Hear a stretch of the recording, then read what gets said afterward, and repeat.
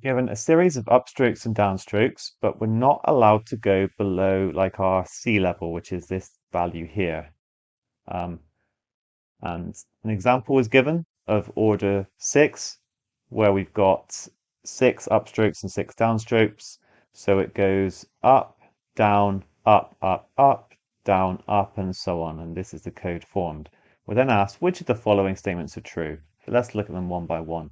If a valid code is written in reverse order, the result is always a valid code. Well, in this case, if you reversed it, you start with a down, and you're immediately going below sea level. In fact, I don't think any of them would ever be true because you're always going to have to finish with a down.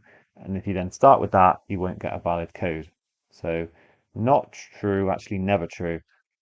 And then if each U in a valid code is replaced by D and each D by U, the result is always a valid code.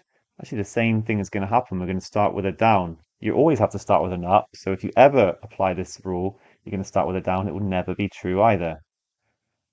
And finally, if U is added to the beginning of a valid code and D is added to the end, the result is always a valid code. All right, so what that would mean is essentially I could take what I'd started with there and just to add on this one, and now the sea level would be here.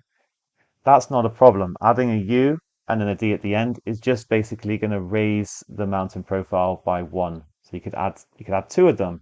You could add like 10 of them. It's just going to get much higher. So this will necessarily be true.